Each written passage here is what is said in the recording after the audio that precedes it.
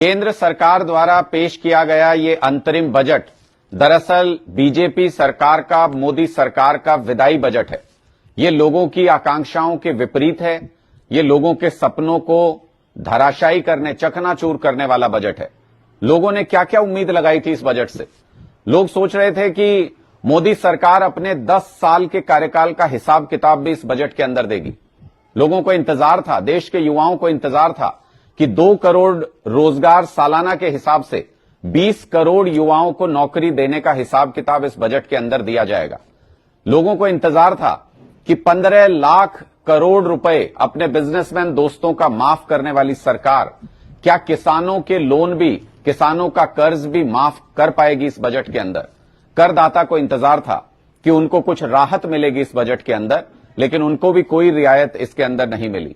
ना इस बजट के अंदर भविष्य की तरफ देखने वाला कोई इंफ्रास्ट्रक्चर के बारे में निवेश है, ना इस बजट के अंदर युवाओं के लिए प्रावधान है, ना इस बजट के अंदर महिला आरक्षण को किस तरह से लागू किया जाएगा लोकसभा और विधानसभा चुनावों के अंदर, ना उसके बारे में किसी तरह का कोई प्रावधान किया गया है, जो स्पष्ट तौर पर यह बताता है कि भारतीय जनता पार्टी की सरकार लोगों से कट चुकी है पूरी तरह से।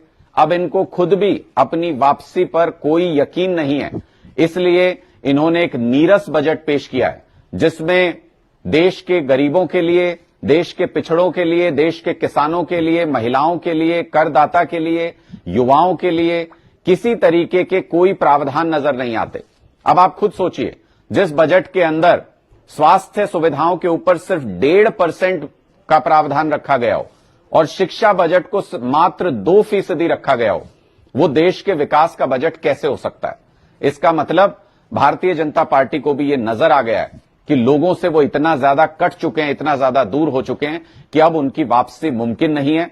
इसलिए उन्होंने एक नीरस, अपने बिजनेसमैन दोस्तों को मदद करने वाला बजट पेश किया है और इस तरह का बजट पेश किया है जिसमें वो करोड़ों रुपए चुनाव में किस तरीके से इन्वेस्ट कर सकते हैं अपने बिजनेसमैन दोस्तों के थ्रू, उसके प्रावधान इस बजट में ज्यादा देखने को मिलते हैं बनिस्बत इसके कि लोगों को कुछ सुविधाएं मिल पाती, लोगों के कुछ सपने साकार हो पाते, युवाओं को रोजगार मिल पाता, या महिलाओं के लिए ही कोई विशेष प्रावधान इस बजट के अंदर किया गया होता। ऐसा कुछ भी इस बजट में नहीं है। खासतौर पर अगर देखें तो आम आदमी पार्टी शासित दिल्ली को जैसे पहले इन्होंने इग्नोर किया था, उसी तरीके से इस बार भी इग्नोर किया है। सेंट्रल शेयर में से दिल्ली के लिए कुछ भी पैसा, बिल्कुल थोड़ा सा पैसा रखा गया है, कुछ भी पैसा उसके लिए नहीं दिया गया है। इसी तरीके से जहां जहां पर विपक्ष की सरकारें हैं, उन प्रदेशों की अनदेखी भी इस पूरे बजट के अंदर मोदी सरकार ने की है, जो स्पष्ट तौर पे यह बताता है कि मोदी जी का लोकतंत्र में कोई खास यकीन नहीं है।